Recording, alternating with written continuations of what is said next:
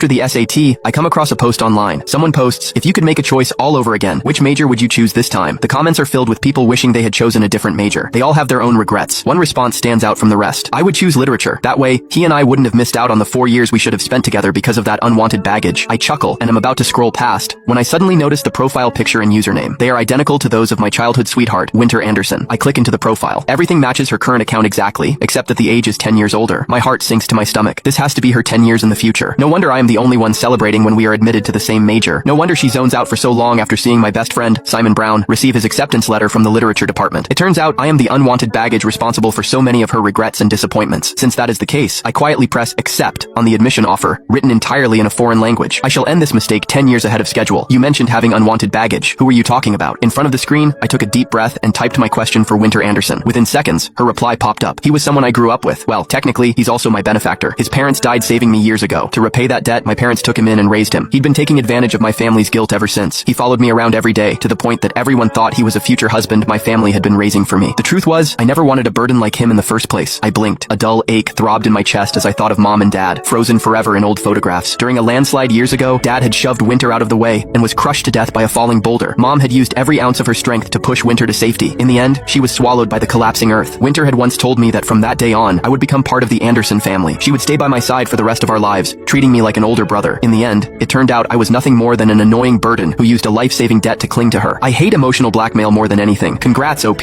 on finally escaping that nightmare. Forget the depressing stuff. We want the juicy romance. Tell us how you and your true love got together. Replies kept pouring in. After a long silence, Winter posted 2 short responses. It was simple. When that man and I were about to get engaged, I came clean. I told him that I'd already slept with the person I truly loved. My fingers began trembling uncontrollably. Wow, that's some main character energy right there. So did the leech just give up? He didn't make a scene or anything? Oh, he did, Winter replied. But it didn't matter. I had leverage over him. The company he worked for belonged to my uncle. His grandma was critically ill and needed one final surgery. She was waiting on the last payment and I withheld his bonus. In the end, he had no choice but to let me go. Something inside me snapped. Even breathing became difficult. How could this be? How could Winter use the only family I had left against me? Then, how far have you and your current partner gotten? Another asked. Have you both settled down? Within seconds, a photo appeared in the thread. In the photo, 2 hands were clasped together, fingers intertwined. Matching bands gleamed on their ring fingers. My heart sank instantly. The mole on that man's hand was identical to Simon Brown's. That sapphire bracelet on his wrist was the very one I was wearing right now. The Anderson family had given Winter and me that pair years ago. They said it was a family heirloom passed down through generations, something that would keep its wearer safe. We'll each wear one. That way, we'll never be separated for the rest of our lives. That was the promise Winter had made while holding my hand all those years ago. Who would have thought she gave that forever to someone else? I gritted my teeth and buried the dull ache spreading through my chest. Then, I sent the account a private message. Hello, I'm currently going through a similar situation to yours. There's someone standing between the person I love and me. I'd like to talk to you. Would that be okay? I needed to know what had happened over